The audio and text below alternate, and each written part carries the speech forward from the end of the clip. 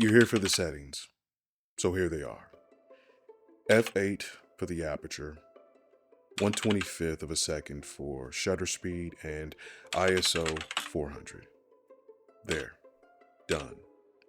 Go shoot. But you've watched settings videos before, a lot of them. Save the cheat sheets, screenshot the carousels, memorize the numbers. But when you step in front of a real scene with camera in hand, none of it helps. Today I'm going to give you something those numbers can't, a way to think. And then I'm going to ask you to do something that most photography videos won't.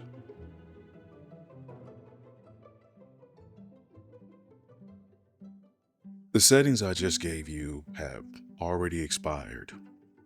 They may have worked 30 minutes ago, before the light shifted or before the subject moved, before the moment changed. But the scene doesn't wait for your numbers, and that's the problem with fixed settings. They can't adapt to change, and that's exactly what everything in your photograph does, change. So instead of memorizing someone else's numbers, you need to learn how to choose your own, in the moment and on demand. Aperture comes first, not as a technical control, but as a decision about attention. At f1.8, you're telling the viewer, this is the only thing that matters. Ignore everything else. At f8 or f11, you're saying, all of this matters. Take it in. That's not setting your depth of field.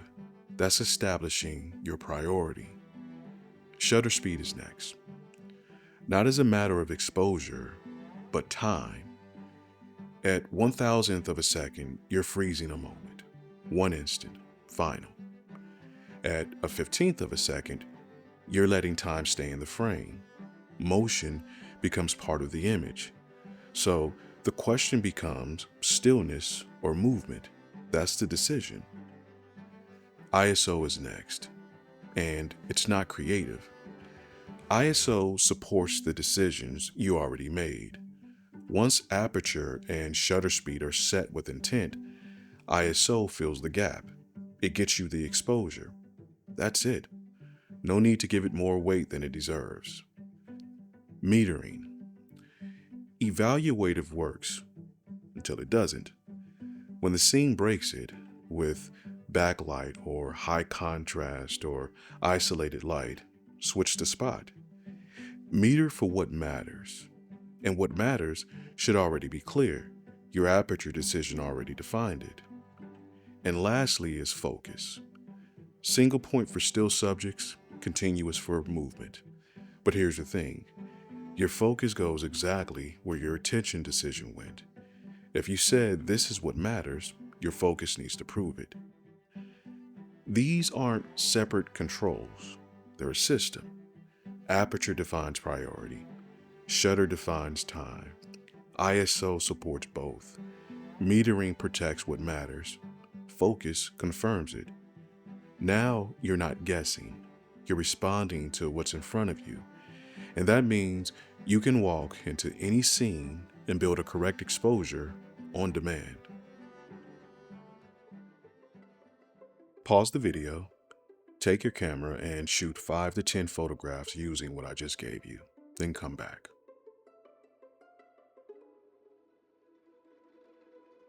Welcome back. Your photos are probably fine. Sharp, exposed correctly, nothing technically wrong, and completely forgettable. That's not a failure. That's the most common outcome in photography. Millions of technically correct images get made every single day that nobody remembers. Not because the photographer didn't know their settings, but because the settings were never the problem. Let me show you. This is one of mine, and technically, there's nothing wrong with it. Exposure is clean. Focus is where it should be. The settings did their job, but it doesn't do anything. It records what was there, and that's all it does.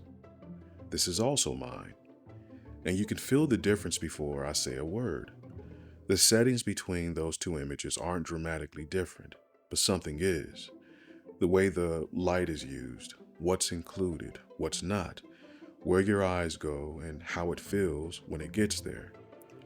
One image recorded a scene, the other one means something.